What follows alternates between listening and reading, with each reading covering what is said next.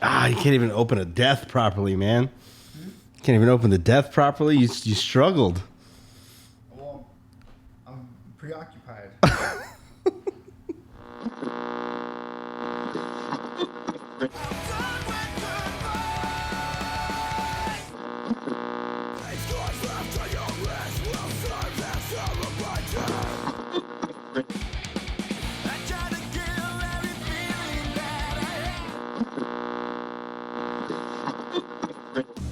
Walking Blind is hosted by overly emotional dudes who overthink and overanalyze everything. Nothing the hosts say should be taken as medical advice or opinion. They're not professionals, and they're about to make that very clear. So just kick back and hang with them, because you've earned it. What's up, everybody, and welcome back to another episode of the Walking Blind podcast. This is episode 36.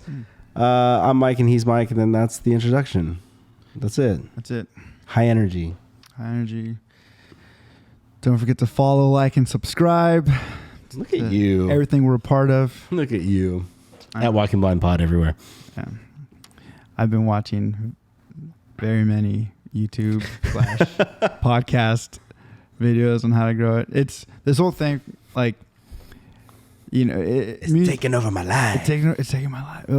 Music was when I was, doing music, I'm sure as most people do, like it's fun to do as far as like you start a band, you play music, and you want to be the best you can at it.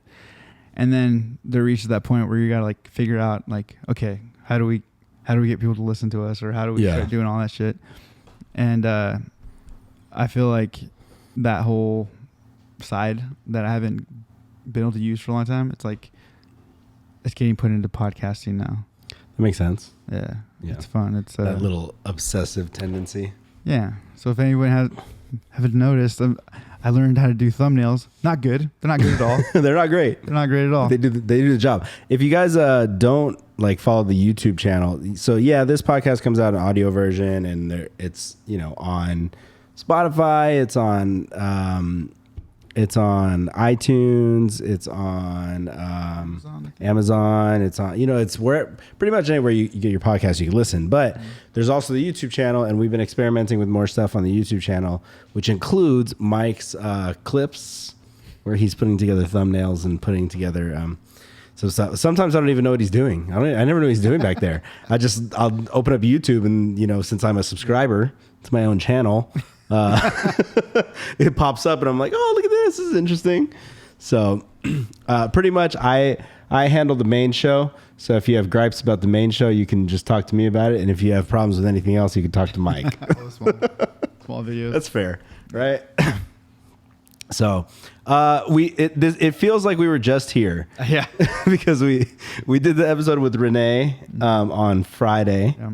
And then we had the weekend, and then it's Monday now. We're recording back on our normal schedule, so it's Monday. And I already have van updates. I got to tell you a story. I don't know if I told you when I saw you on Saturday about the van service and what happened. I don't think so. You told me. Go ahead. So I decided, since we're buying an old van, it's 22 years old. Just started drinking about a year ago. So I figure, like, hey, I'll have it checked out and service, just do this, the tune up for the mileage. And then from there, like, I'll take care of it. Like, I'll do the oil changes, everything like that. So I scheduled an appointment with the local Dodge dealership, and, scheduled the appointment online. Good to go. Saturday morning, 7:15 a.m., like bright and early. It's like, cool. I'm going to go in and get the van worked on. Well, pull up, I'm waiting for like 20 minutes, and then they were like, hey, let's get you checked in. So they put the reader in, they're checking for anything, and then they go through the car, and they're looking at the mileage and everything like that. So I'm there for about half an hour. The guy's talking to me, oh, this is a cool little van, whatever. I was like, oh, I just picked it up. Oh, family vacations? Not really. That type of shit. Yeah. The normal banter. And then like he gets me all checked in, half an hour, like going through all this stuff. And then he's like, well, we don't work on cars older than 10 years. So why the fuck did we just waste like almost 45 minutes doing all this stuff? And he's like, we want to register all our customers in the system. I was like, well, if I'm not working on the van here, I'm not a customer, am I? Yeah. And he's like, this is just something that just changed last night. I go, well, if you've known about it since last night, then like, why didn't you tell me now? At any point when you realized this is a 22-year-old. It's a 22-year-old vehicle and not a 10-year-old vehicle. I hate that.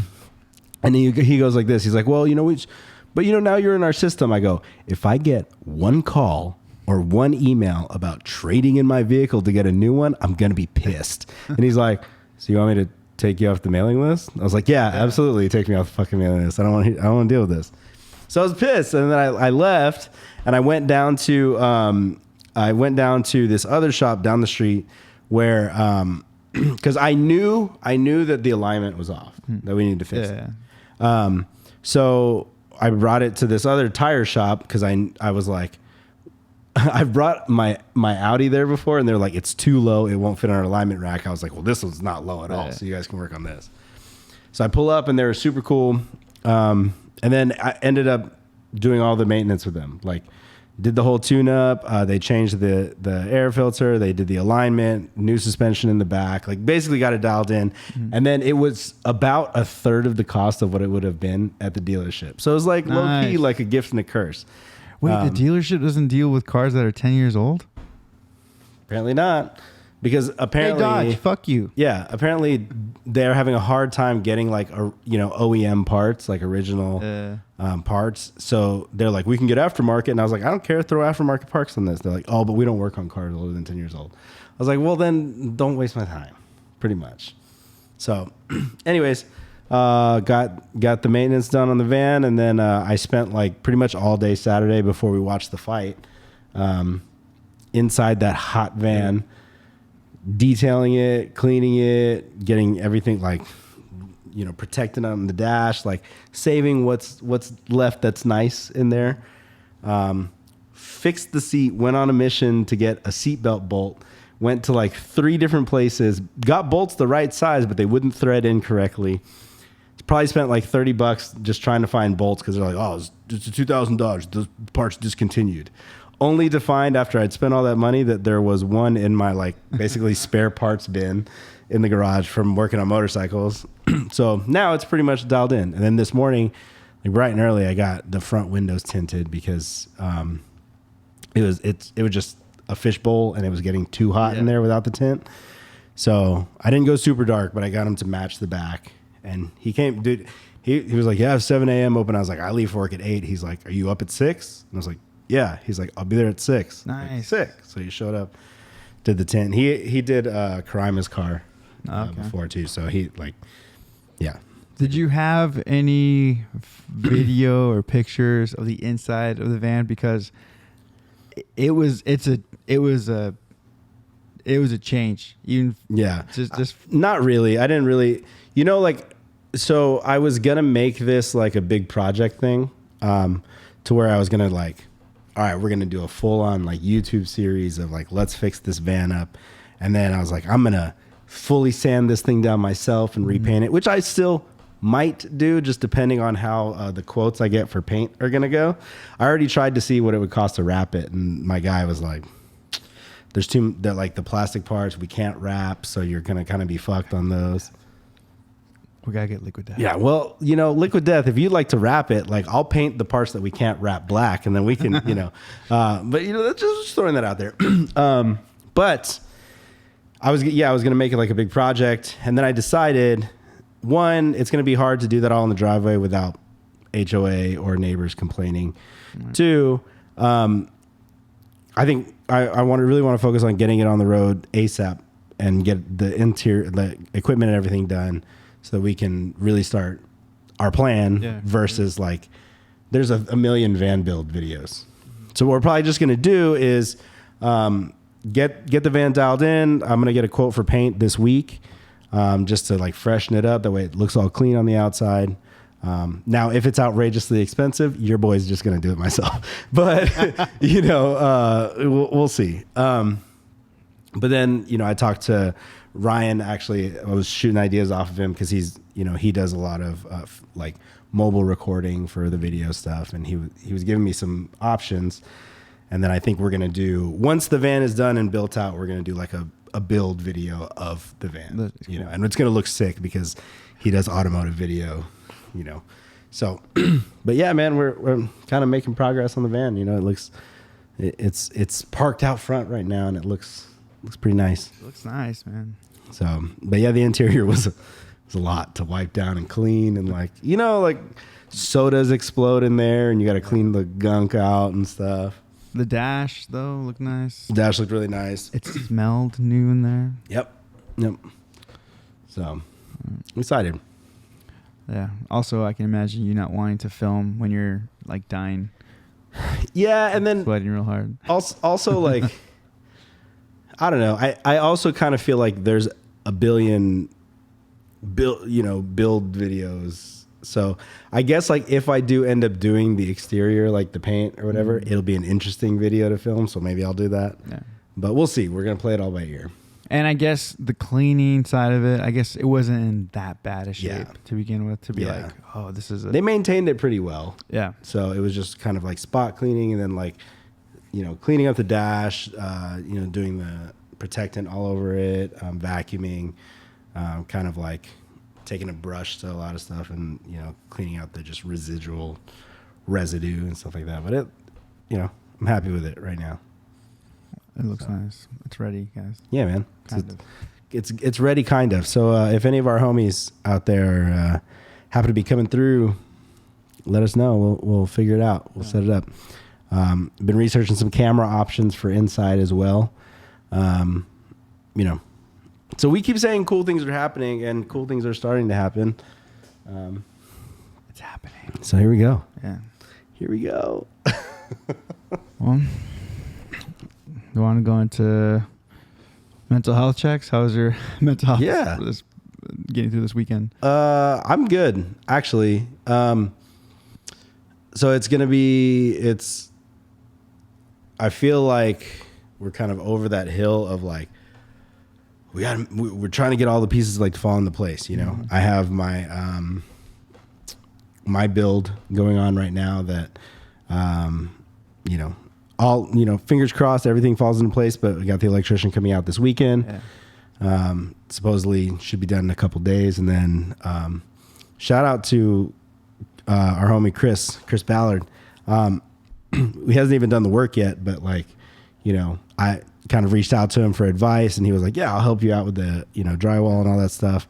And then I actually really appreciate that. Then he hit me up like, he's like, hey, what's going on with electricity? Like, when can we start? You know? So I was like, oh, dude, I'm just on hold, but I'm fucking like, I'm stoked that you're stoked type thing. So, and then, yeah, he's going to be a huge lifesaver, because I like to do a lot of DIY stuff, but there's also a level of like, I also want it to look good. I don't want it to look like I just figured out how to do this shit. So, yeah, it's exciting. Other than that, work is work. It's hot outside. The girlfriend's birthday is on Wednesday. Yeah. And then Voodoo this Friday. Voodoo. When this comes out, which I think this is going to come out probably Thursday night, which means that tomorrow in downtown Riverside, we got some homies that are going to be playing a punk rock show in downtown Riverside. So if you guys want to come out, Justin's band is playing. Yes, Codename Rocky. Codename Rocky's playing. Voodoo Glow Skulls. Voodoo Glow Skulls. Steve's playing. Who else is on that bill? I don't know. I haven't really looked at the flyer. But come hang out with us. Yeah. Come hang at the show. It's going to be fun. At the Concert Lounge in Riverside. And we'll probably bring the van, which I have dubbed Yoda just because it's big and green. It's just the opposite of Yoda, which is little and green, but you know. I like that. And it's old. I like it. It's old. Yeah, it's old. It's green. You know. Yeah, it works. Yeah. It works. Yeah. So, how about you, man? I feel good, man. I'm still riding that mental clarity that I've had. That ketosis wave. Yeah, dude. So, I've just felt like I've felt super motivated, and I've felt like super intentional about things. Yeah. Like, okay, I'm doing this now, and then okay, I'm doing this now. Like, I don't know. Like I'm usually if I'm tired, I'm just like, okay, I'm gonna take a nap. But like I've been able to like put off naps to be like, really? I'm gonna do this first, and then when I'm done with this, then I'll take a nap or something. Naps are huge for you. They're huge for me, and I'm taking less of them now, which is, I think it's just a good sign. Naps not really a thing for me. Dude, that's crazy. With your schedule, that's crazy. Like I don't know, not really a thing for me. You should learn the Navy SEAL 8-minute nap. Yeah, I've seen that where you put your legs up. Yeah. You know what? So not knowing what that was, I kind of used to do that. Really? Yeah, because you're supposed to lay on the floor, but prop your legs upright against like a bed or a couch or something like that, right? And then you sleep for like what, 8 to 10 minutes, something like that, and then you're supposed to be like fully rested. Mm-hmm.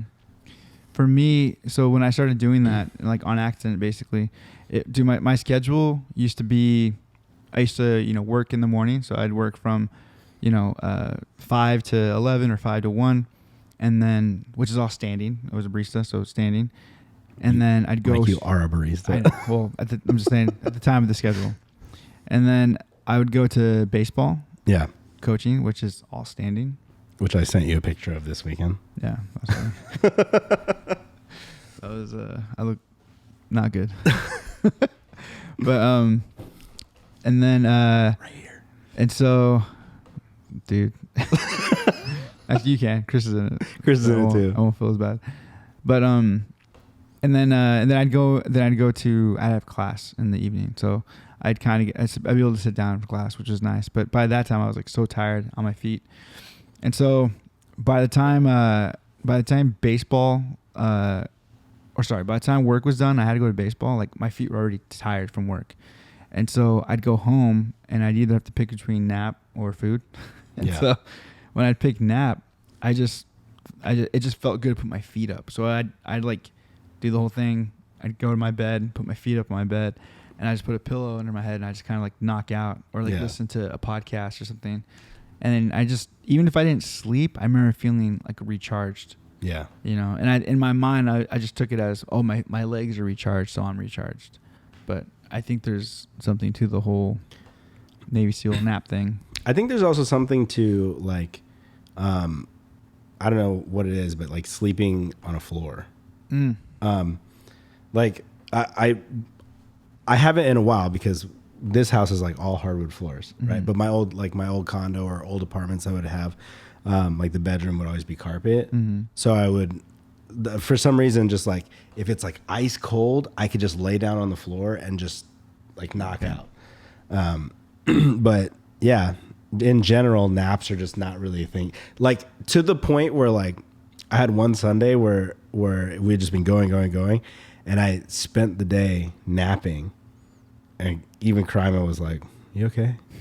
I was like, "Apparently, I'm just tired. I'm just burnt out, But yeah, man, that's good though. That level of clarity where you're like, okay, I know what I need to do. I gotta get shit done, Dude, I even just there's like I was like I was talking to the Burn State guys on Saturday, and you're like, I even quit Burner State. I'm just kidding. Well, so then I forgot what we were talking about, or maybe I even just brought it up, and I was just like, we should have an intro. I'm gonna write an intro. So I got the guitar and I wrote an intro. Just like that? Yeah. So I'm pretty sure we haven't played it together. I recorded it and everything. Is it metal? Kind of. Yes. It's so if I'm being honest, I so hard. I tried to think like a hardcore band. How do I make this so that it's like a hardcore band? Yeah. Knowing that we're not a hardcore band. Right. So Burner State is going to make it not hardcore. Yeah. And I mean that in the best way. Yeah. And so I think it's going to sound sick because it's going to have, at least in my mind where I hear it, it's going to have a lot of opportunities for like gang vocals, but I'm still singing. Oh, so you wrote Oh, so dude, not just I a have show vocals. intro, like a. Yeah, this is if it doesn't open the album, it'll be an opening to we have a song called Delta, and lyrically it's like the prologue of Delta. Interesting. Yeah. Interesting. And Gotta love those airlines. Yeah, and not a freaking variant, whatever. And so, yeah, dude, I was like, we should have an intro. So I was like thinking how I want it to sound, and then I wrote the riff, and then the riff turned into like I actually have it's like 2 parts basically. So nice and to this, like short and to this to the point, and I like already can hear like Gerald having opportunities to get super metal, shreddy, yeah. Shreddy Krueger over here. Yep. Whatever happened to the long lost Burner State song that you wrote, recorded, and sent off that they just recently rediscovered? I think it'll make it. It's happening. I think so. Yes. I know. So dude, that was such a just like I could hear like just the annoyance in your voice when you're explaining like I wrote this, I recorded it, I sent it off. Then it got disregarded. Then it got brought back up, and they're like, "Wait, when did you send that?" I was so. You might as well just start from the beginning and tell the story. And mind you, when I say like I was so upset and I was so mad, I wasn't like mad at any like member. Yeah, I was just mad at the fact of what it was, and I knew what it was, so it wasn't whatever. So, in the early stages of Burner State, we were writing music, and for myself, I especially with this, I was like, you guys write the music, I'll do the lyrics. I do that with MBR. I don't feel the need to play guitar. I don't want to play guitar. Yeah. I don't. And so, which is still, fun fact, a surprising thing for most people that you actually play guitar and write. Yeah, too. Yeah. I did guitar and vocals for MBR for 4 years. Yeah. So. But long time ago, and our music was easier in punk rock. But power chords, baby. So and so when we were starting to write, we were starting to put songs together, and Gerald, for anyone who doesn't know, Gerald works for Fender. He's worked pretty much every position at Fender, kind of thing. To one of them being he sets up guitars. He's a freaking wizard. And so he was kind of just like, yeah, like I think it was a way to motivate me to play, but also like just him, I don't know, to being a nice dude. He's like, hey man, give me one of your guitars and I'll set it up for you. And I remember just being like, no, that's cool, man. Like you don't have to do that. I'm not gonna play it. Like that's in my mind. I'm like, I'm not gonna play it. It looks nice enough that I can put it up somewhere and show people my Gibson. It's not a big deal. And so he's like, no, like let me do it just as like almost like a birthday gift. And this is all so at this point, this is like pandemic time, I think, right? Yeah. And so, well, this was right around the time. This was, I think, almost right at the beginning of the pandemic because this was when, like, we were all in the studio. Yeah. Yeah. Yeah. And so then I send off my Gibson SG. It's a beautiful black Gibson SG, and I give it to Gerald, and dude, it wasn't even finished yet. He just sent me the first polish that he went through, and like he like did his thing, and you were like, oh shit, that's so sick. As soon as he sent me that, I went straight to Guitar Center. I bought a tiny little amp. I have guitar cable. I know. Can I get it back? Yeah. And then I had to buy a outlet for it because Chris lost the other one. Yeah. But and I immediately went and like I bought a couple sets of strings, which was also kind of embarrassing because I was like, fuck, I don't know. I don't remember. You don't know what gauge. Yeah, I was like, are your licks still cool? Is that a thing still? And like, yeah, so I bought all this stuff. Like there's an ongoing kind of joke with me in Guitar Center. Like, I hate going to Guitar Center because I don't need anything from there. We dragged you there that one time, and you were like, "Fuck, can we go, guy?" Yeah, there's nothing. What am I buy another microphone? And so it was cool to go and like actually buy guitar shit, and I was so excited when he gave it to me. It was like because when I was still playing guitar for MBR and writing and all that stuff. My guitar was not set up. My guitar was out of the box. I put new strings on it, and that was pretty much it. I don't think I've ever owned a set up guitar, to be honest with you. Dude, it is it's game changing. Like I was like, I felt like I was like gliding as I was playing it. Yeah. I've never felt that. Yeah. Like on my guitar anyway. And so It was like lightning. yeah. And so I like, yeah. So then I felt super pumped and I was super motivated. And so I started writing songs. I hadn't written punk rock in like, at that point, what is it, 17 years or something? Yeah. And so was there like a feeling of like feeling like a kid again? Like, oh fuck, I'm just gonna start ripping. Yeah. Yeah. And also like, fuck, I'm real bad at this. I'm really like stuck in like 2000, early 2000s, but it was so much fun. And so I fired off like 6 ideas to the band, just like threw them out. And the first idea they ran with, we play it at our show. It's called Ticket Out. Yeah. And that's gone through like a lot of like a big old like, which didn't make the EP though. No, didn't make the EP. But it, definitely be on the album. And so that felt cool. Cause I was like, all right, cool. Like it's good enough that we can play it. And then I had and mind you, we're still submitting songs. We're still trying to learn what we have and all this stuff. And so I submit, and mind you, I had, when it came to everything else I've recorded, Ticket Out, all these other songs, I would put my phone by my amp with the headphone thing, so it kind of sounded a little bit better. I hit record and I would just play through. No click, nothing. Just play, send it. The one time, and like the one time I tried. So I went on my phone. I went on my phone. I went and I.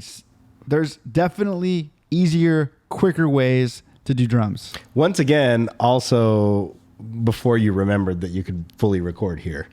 Yes. Yes.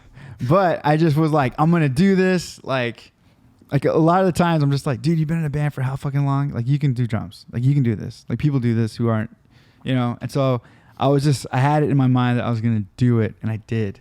And it took for fucking ever. And it was so hard. Mike's heard it. My hits are like random spots on drums. I don't play drums. I don't. To be fair, I'm not a drummer either. And I've made beats, I've programmed drums, things like that, and I'm garbage at it. Like I'll just say I'm garbage at like drums. Like I don't make drums sound cool, But I was like, okay, all right, Mike. Dude, you could definitely tell though that some of the like cymbals are like an afterthought for you. Yeah. You were like, there should be a cymbal there. Yeah, somewhere here. Like this sounds super embarrassing, but I'm like, does it crash? Is that on like is it kick and hits it, or is it when the snare hits it? I was like, it's gotta be snare. So like, I just stuck to one little formula the whole time. But what I will say is that like, even though you did it like in the probably most difficult way possible, and you actually like stacked vocals and you stacked like layers on everything. Yeah, dude. I took this super serious because I was like, this is what I'm gonna do now, so I might as well make it sound good.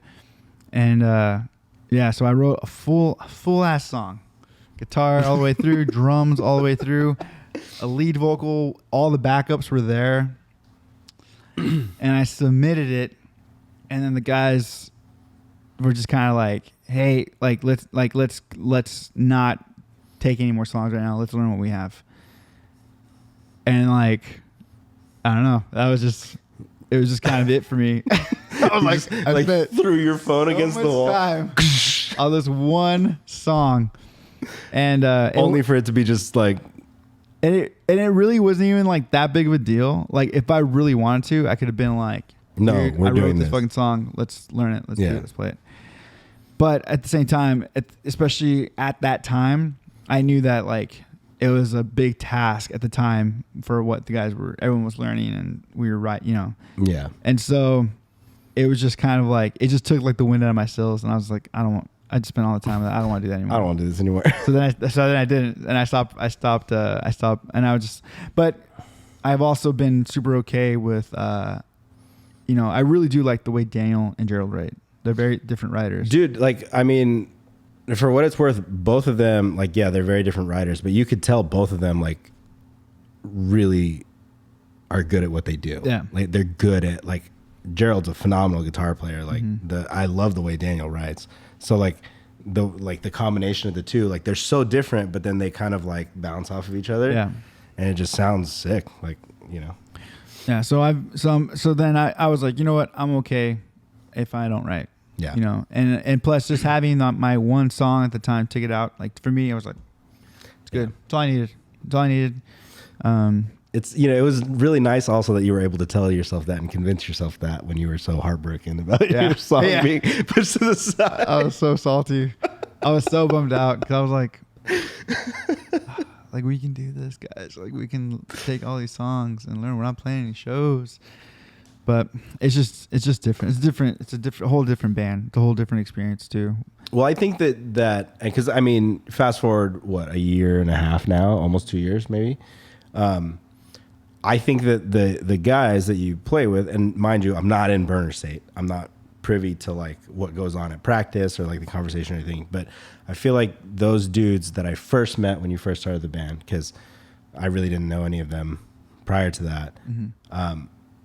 They have a different perspective on like all of it now. Yeah. You know, like they have like more of a, you know, now you guys are playing shows. You guys have recorded and released an EP. You guys have like done the band thing, right? And I think now the mindset is different than it was 2 years ago when it was like, oh, let's just figure out how to like record some songs in the garage. Yeah. So, And what's nice is it's finally, you know, 2 years later, it's gotten to the point too where, you know, when our practices now are like practice, like we go over songs, we're working through songs. When we bring a new song in, we get through it a lot faster just because we have, you know, we're used to playing together now. Because they're in a groove now. And so, and I think also just the level of like, you know,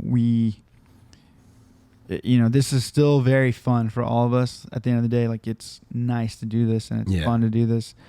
And then now it's like a little more purposeful, but it's not quite full throttle. Yeah. Cause like, you know, which is, it's like, it sits in a really perfect spot for me.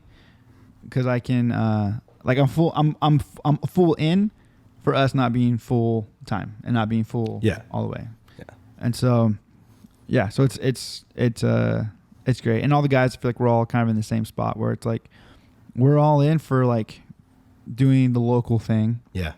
And then, so now we're kind of like, we'd like to get to a point, I'm sure a lot of bands do this too, but we'd like to get to a point where it's like, we don't have to play all the time, but when we do play, maybe we can start playing, you know, bigger shows. Nicer show. Yeah. Yeah. Or, you know, different venues and stuff. And so it's been fun. It's been a cool little process. Let's not steer away from the salty licks story though.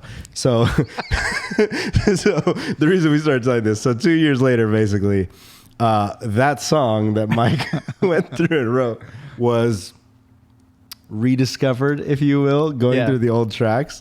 And what was the reaction of the dudes when they found it? Dude, so I'm pretty sure it was. Let me see if I can find the. So Daniel, I guess, did some digging and he just found it, and in one of our old threads, or one of our lost email threads, the archives.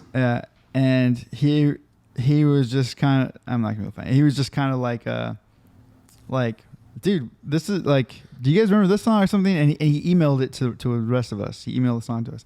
I had completely forgotten about this song. You had been so disappointed that you just locked it away. To the point when Daniel mentioned, because the song, the working title is "Stop Listening." Yeah. And when he mentioned it, my first thought wasn't excitement. My first thought wasn't like, oh yeah, that song. Yeah. My first thought was immediate, just like, yeah. Like, I didn't even like, he sent it to me and I had no desire to even listen to it. Yeah. It's tainted now. Yeah. I was just like, yeah, that song. The one that no one gave a shit about doing when I put so much work into it. And so, but Daniel was just like, dude, like, basically like, dude, the song rips. Like, we should do the song. And then I started to see texts from the guys being like, holy shit, what is this? Like Gerald was like, what the fuck is this? I've never heard this before. That's how you know it just got completely swept under the rug. You know, and so, but, and I think that's kind of been nice for me too, because it's like, at the time too, it was like, it was overwhelming for the guys. You know what I mean? And, yeah, there's a lot going on in there. I do remember them being like nervous about going in to record songs. Yeah. And it's just being like, dude, it's fine. Yeah. Like, it's going to be okay. Yeah, I try to tell them, like, guys, we know these songs. Yeah. Like, we know these songs. We're fine. But, yeah, so I started to see the guys being like, dude, what the hell? Like, this is, you know, they liked it. And so I went and I listened to it. Dude, it was like hearing a new song. Dude. I had completely gotten rid of it from my mind. I had not thought of it. And so I was like, oh, this could work for Burner State. Like this works. Yeah. And so I think, I don't know. I think we're gonna try to make it work. Try to figure it out. So if I don't know how far back we'll get to this point, but Stop Listening I don't know. That's what the working title is. It might be. We might change the name. But the song I wrote 2 years ago, and had forgotten about it, had moved away from it, but now it looks like it might. It's here now. It's here now. You know, I think there's, you know, obviously it's going to go through some changes, but I was happy with some of the melodies and the chorus and stuff. I was like, oh. This song will truly become a labor of love. Yes. And hate. Yes. But so yeah, that was so all I say is 2 years later I wrote my second song. 2 years later I wrote my second Burner State song. Intro. Yeah, so if you hear it, if it goes according to plan, this will be what opens the album. And dude, this will legitimately, I'll show you the shit recording that I have. Yeah. But I think live, it might hit. I think it might be a fun one. Sick. And I normally don't like get too excited, especially with like shit I write. I'm always like, you know, maybe there's something we can take from this. But I'm actually kind of excited about it, and I haven't been excited for anything I've written in a really, really long time.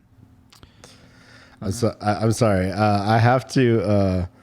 I'm literally texting Andrew saying I'm calling you out on the podcast right now because so I had offered Andrew a pair of shoes, right? And we're talking about it, and he sent me a picture. He's like, "Oh, we'll have matching shoes. You know, we should do like a Step Brothers costume for Halloween. We'll have matching shoes, right?" And I was like, "Oh, that'd be funny." And then he was trying to send me a Step Brothers picture. He's like, "Don't worry, no, don't call me on the podcast." He accidentally sent me this picture. I'm not going to say what it is on the show. Andrew, I love you. I won't say what it is, but that happened. It was not. I'll just say it's a picture that was not intended for Mike. It was not intended for me. The picture was not for me. Andrew, you saucy boy. There was no nudity for what it's worth. No. There's no nudity, but still, you saucy boy. Oh man, what a great subject change. You should anyone listening to this, you should go to our YouTube and you should put what you think the picture was. Yeah, comment and let us know what you think that Andrew sent us in the comments. Matter of fact, let us know. He literally just said, when a girl asks for a picture, sometimes you need to deliver.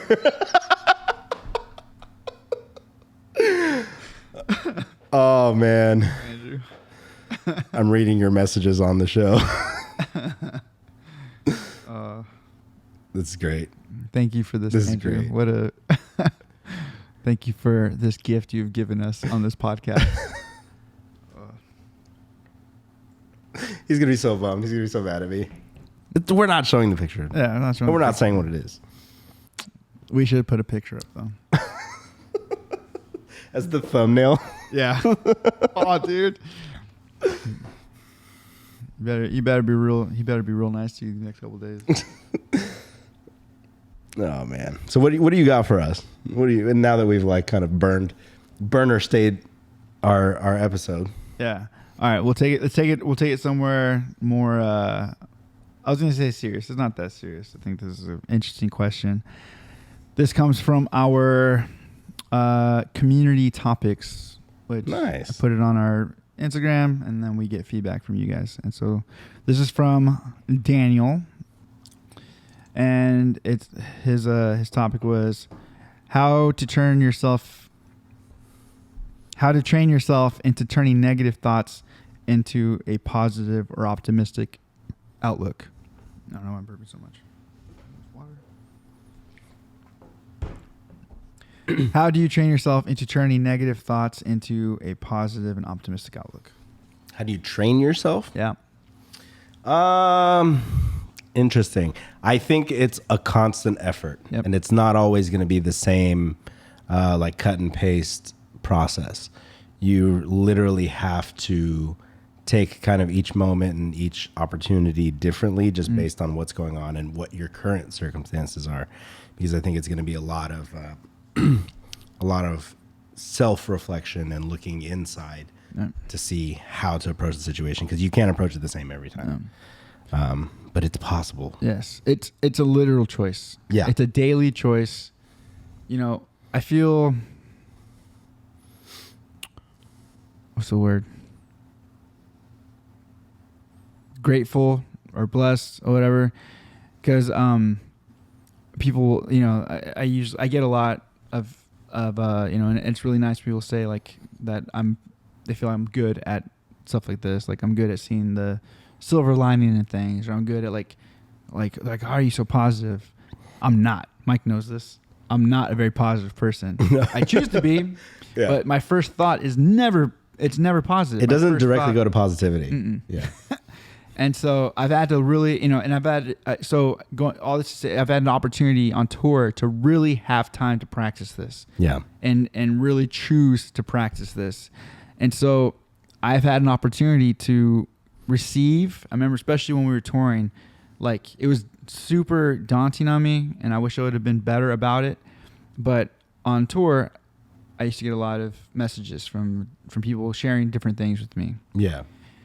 And so an active thing that I was able to practice every day was I knew most of the time I was getting something pretty gnarly or you know, sad or intense, you know, whatever. I was getting something.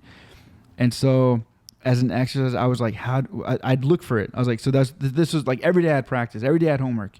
So every day somebody would send me something, and I have it in front of me, and I would try to look for any silver lining in this, any strength in this, anything positive, like a positive, like, you know, pull from this.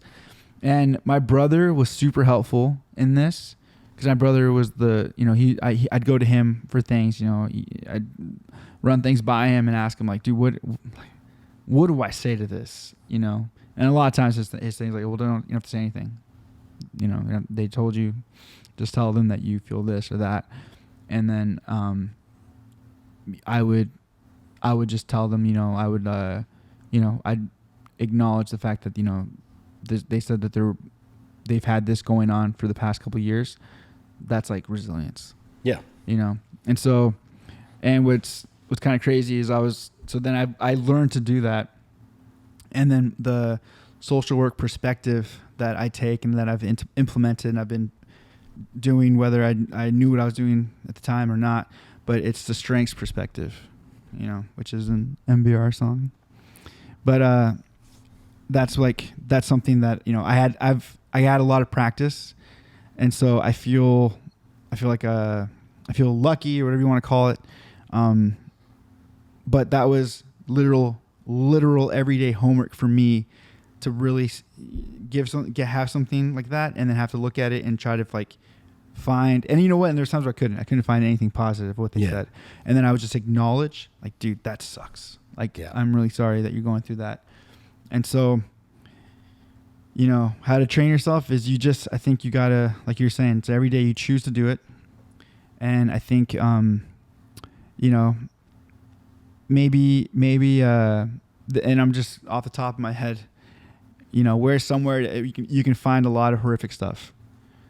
The news, right?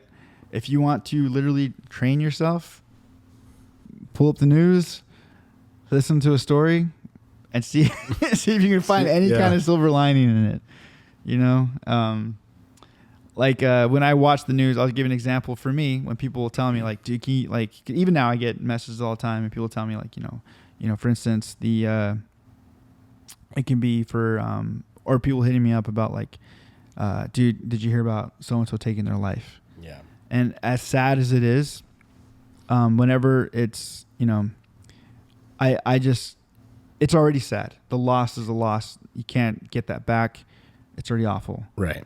And so for me, the positive I pull from that is I just try to like tell people or anyone, I just say, you know what, this is now bringing awareness, and like I think this person's life is going to have an impact on others, because this is bringing attention to a very serious subject.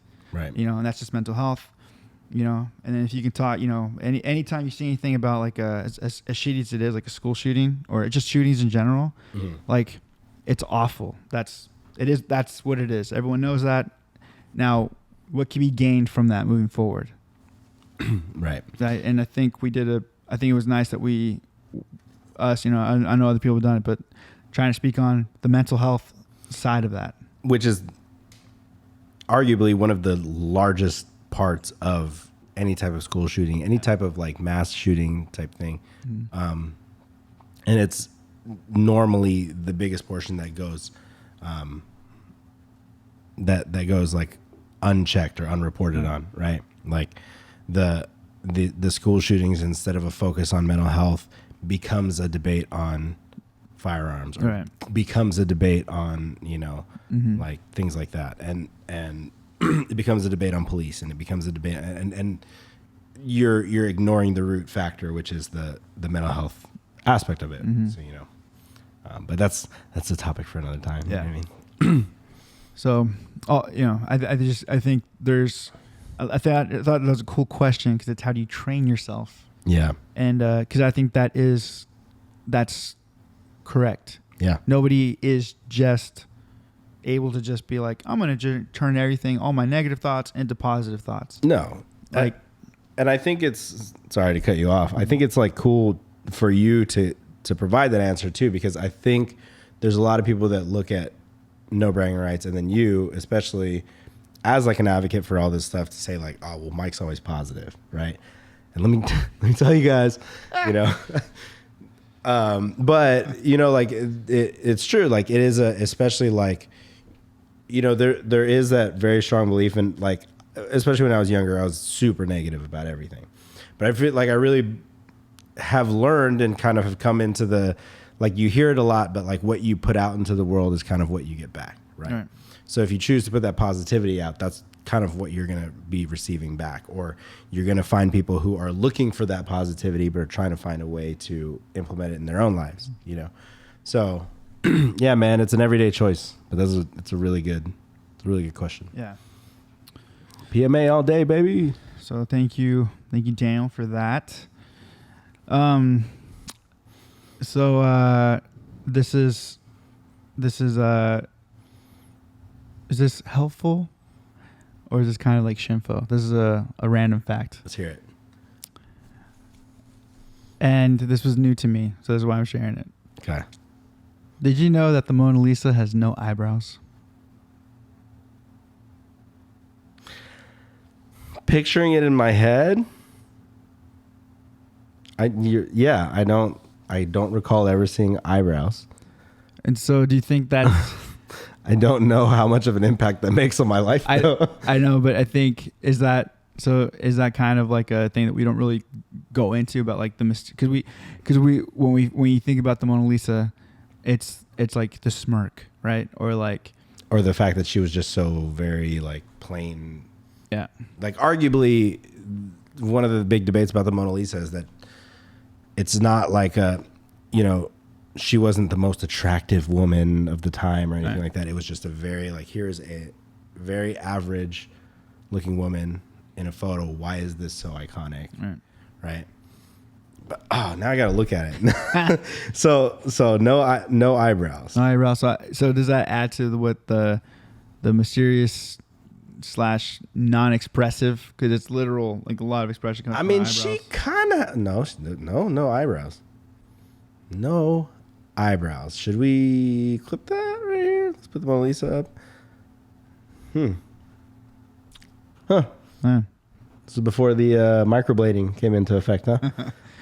She clearly had no Chola friends. Yeah. To hook her up. Clearly with, didn't grow up in Southern California. Yeah. No Sharpies anywhere near. Muy eyebrows. interesante. That should be this segment should be called Muy interesante. We just bring That's fun muy facts. interesante. Yeah. Yeah. That's muy interesante. I think we just found a new segment for our show, guys. Nice.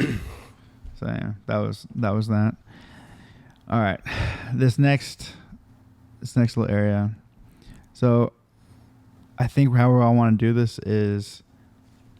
So today I'm gonna have questions for you. This trivia. Okay. All right.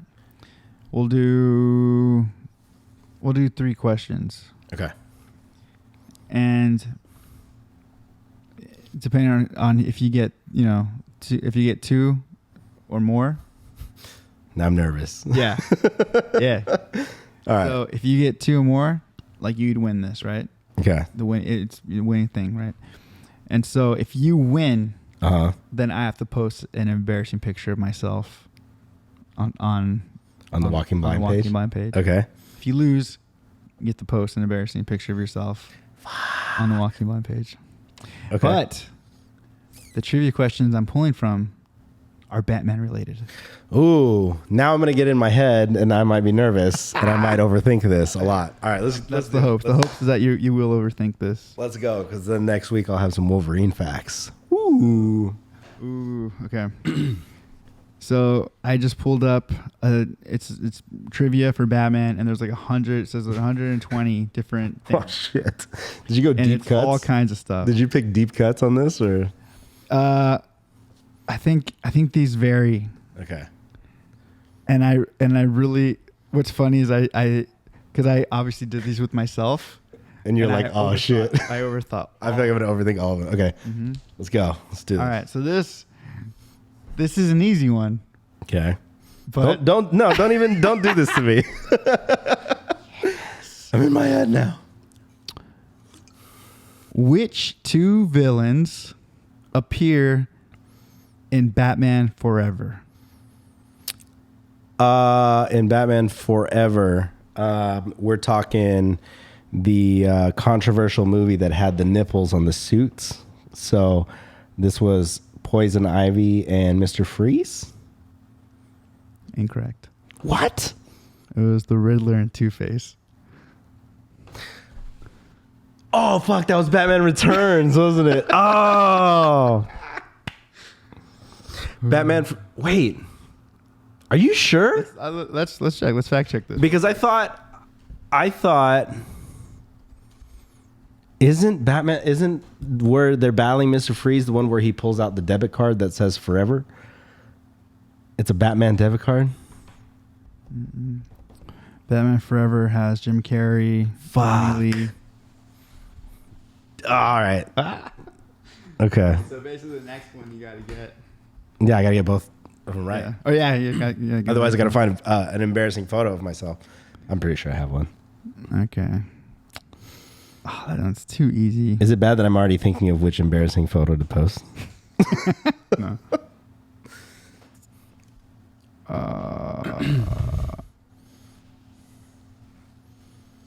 Shoot. So I feel like these are like either like super deep cut or they're like super like layups. let's just hit them at random. Hit them at random. We're gonna test the knowledge here. I'll know by the time you read this question if I'm posting a photo of myself or not. All right. Okay. This one, I don't know, because I feel like he has so many. It's what is the nickname given to Batman? What do you mean? The Dark Knight, the detective, the Yeah. I don't know. That one's that counts. I'm 1 for 1. What they have here is the Caped Crusader. That's I don't know. Actually, you know what? No. I'll give it to you. Okay. All right, so we'll do a tiebreaker. all right. You're gonna find a fucking deep cut right now, aren't you? Sure am. Sure am. Who inked the first issue?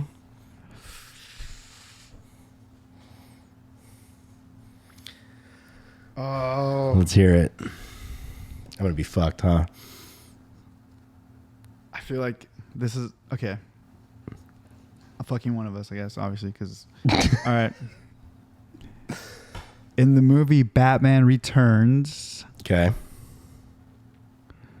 what is the name of Selina's boss in the movie?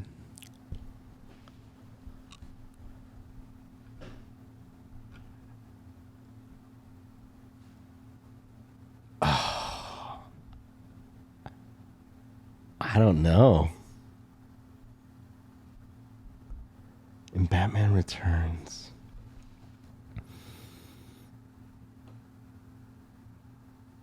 I'm going to post an embarrassing picture of myself. Because I don't know. You know what? Thinking about it now, because now I'm realizing that it's not who I thought. It's kind of a hard one. It's Max Schreck. I don't remember that at all. And in my mind, I was thinking, what's his name?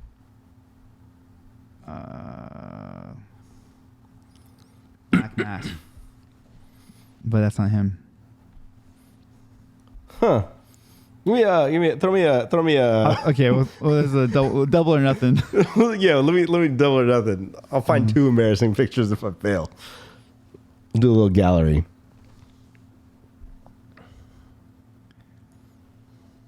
Oh shit. Okay.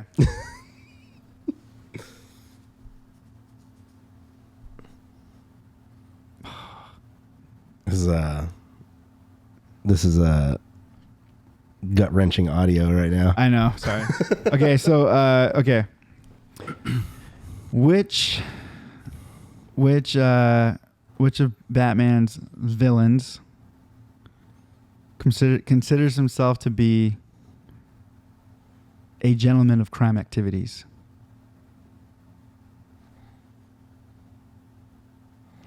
A gentleman of crime activities? Of criminal activity, sorry. A gentleman of criminal activities. I want to say like I feel like now I'm overthinking this. I feel like the obvious choice is going to be like the Penguin, just because he presents with the tux and the hat and everything and the umbrella. Mm-hmm. Is it deep cut or is it pretty on the surface? I don't want to post an embarrassing picture of myself. So I'm not gonna say anything. Fuck. All right. It's a double or nothing. I'll just post 2 pictures of myself if I'm wrong. I'll just go with the Penguin. Fuck! Yes!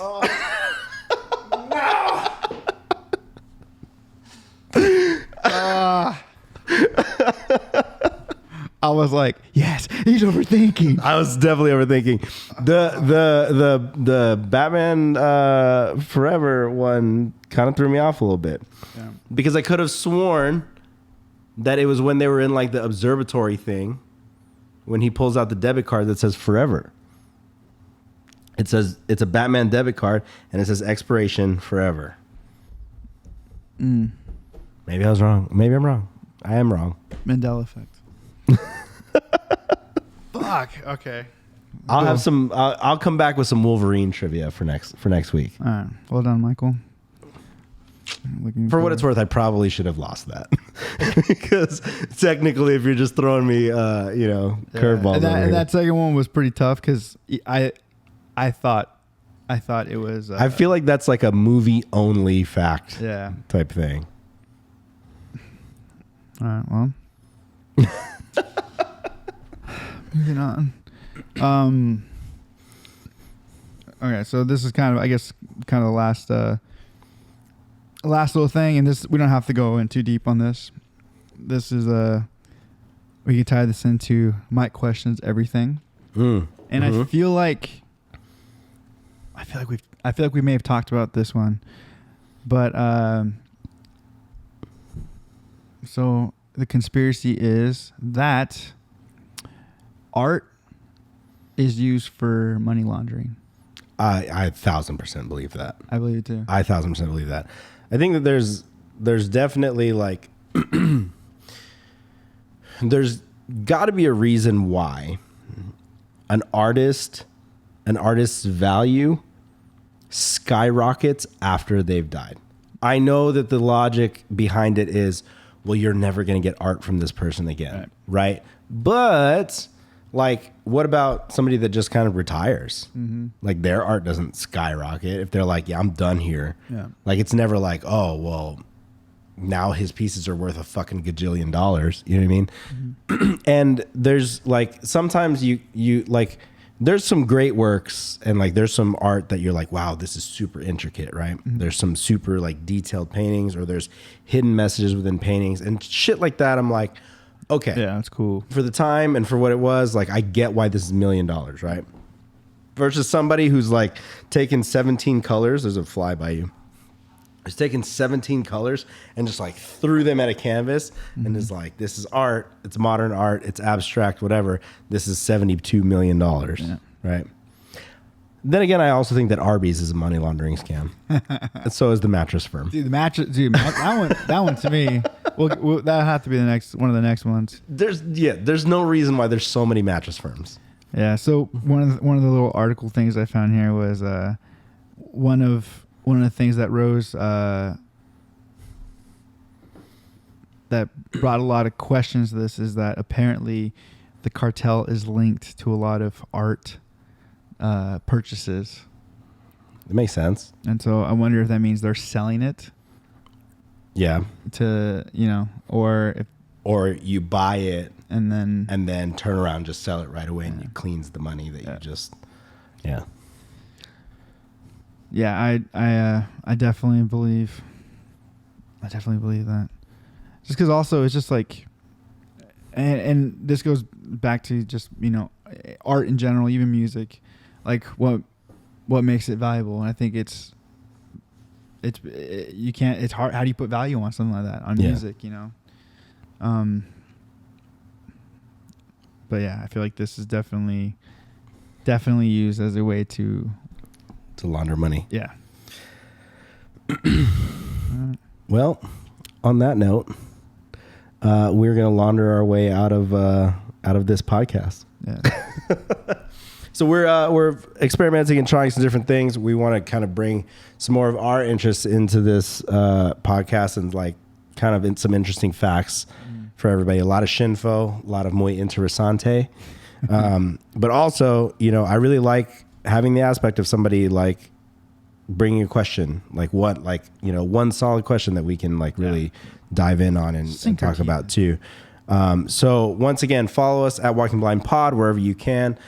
Make sure that you like, follow, and subscribe. Hit us with that 5-star review on iTunes. That helps so much.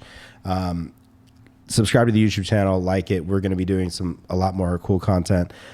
We kind of dove into like a little bit of the lyric basis for a strengths perspective. But that's also a concept that we have where we're going to sit down and really break down, for you, we'll start with the new EP. For me, start with the new Torture Culture EP. Song by song breakdowns on the YouTube channel and just lyrically, like, what is this about? What's happening? And then, if there's some interest in that, we can go back in the archives for some songs too. Yeah. Obviously, way more of a archive than I have, but there's some good content in there, Yeah. So once again, we love you guys. We will talk to you guys soon. Be sure to leave in the comments what you think the picture that Andrew sent to me was. And it's not what you think. I swear on everything. It's not like a dick pic or anything like that. So it's also muy interesante. So and that being said, we love you guys. Peace.